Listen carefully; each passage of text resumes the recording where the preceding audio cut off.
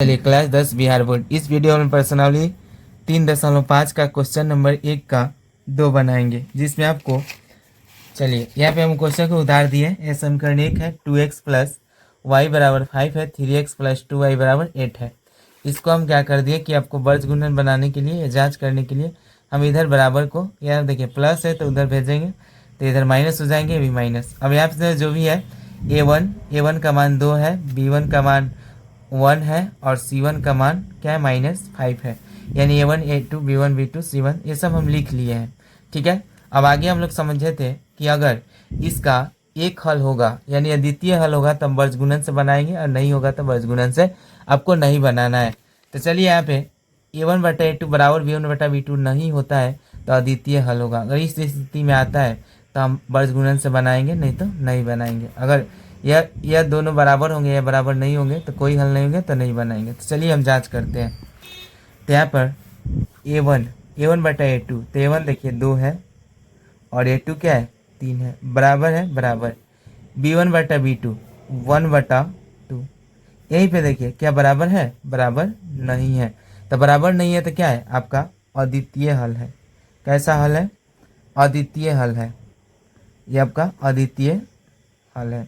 जब अद्वितीय हल हो जाता है तो हम किससे बनाते हैं? वर्ग गुणन से। बोला कि जब अद्वितीय हल हो जाए तो वर्ग गुणन से। अब वर्ग गुणन आपका एग्जाम में क्वेश्चन पूछता है, इसलिए आप लोग इसको थोड़ा ध्यान से समझेंगे। चलिए, वर्ग गुणन का जो सूत्र होता है कि x बटा b1 c2 minus b2 c1 बराबर y बटा c1 a2 minus c2 a1 और बराबर में होते हैं 1 बटा a1 b2 minus a2 b1। यह किसका सूत्र है? तब वर्ग गुणन का सूत्र है। इसे आपको हमेशा याद रखना है। किसका सूत्र है? वर्ग गुणन का। आपका वर्ग गुणन समीकरण का सूत्र है, वर्ग गुणन समीकरण का सूत्र है। चलिए अब इस सूत्र पर क्वेश्चन को बनाते हैं, मान रखते हैं। यहाँ पे x है तो x, बटा है तो बटा, b1 बोलते जाइए मान, b1 क्या है 1 है तो 1 गुना c2 क्या है c2, तो आप देखिए -8, तो यहाँ देखेंगे -8। ठीक है, इसमें थोड़ा सा भी अगर गड़बड़ करेंगे तो आंसर नहीं आते हैं। चलिए अब देखिए b2 माइनस यहाँ पे लगा है माइनस, b2 का मान क्या है तो देखिए 2 है तो 2 गुना कर दीजिए, c1 क्या है तो -5 है, -5। ठीक, चलिए बराबर है बराबर, y बटा है बटा c1, तो c1 क्या है -5 है, -5। इसमें आप लोग थोड़ा हड़बड़ी नहीं करेंगे, नहीं तो मान गलत रखिएगा आंसर नहीं आएगा।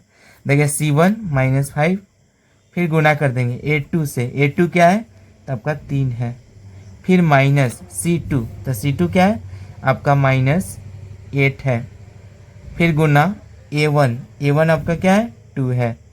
चलिए आगे बढ़ते हैं, 1 बटा a1 क्या है तो a1 आपका 2 है, फिर गुना b2 क्या है तो b2 का मान 2 है, फिर माइनस a2 का मान क्या है तो देखिए a2 यहाँ पे क्या है a2 का मान 3 है तो 3 गुना b1 का मान क्या है तो 1 है। जैसे उसे मानों को हम रख दिए।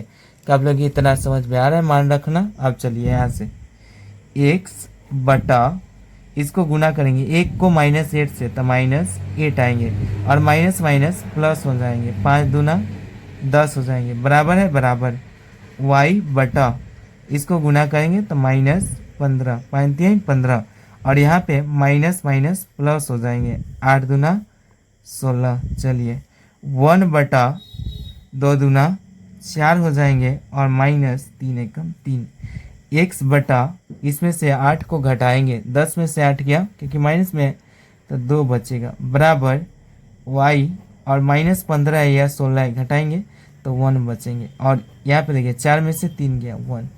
यहाँ तक। चलिए अब हमें क्या करना है कि एक बार x के साथ यानी x बटा 2 और बराबर लेंगे, देखिए x बटा 2 बराबर 1 बटा 1, 1 बटा 1 लेंगे। अब तिर्यक गुना करेंगे x को 1 के साथ, x बराबर 1 और 2 को 1 से तो 2, तो हमारे x का मान क्या आ गया 2 आ गया।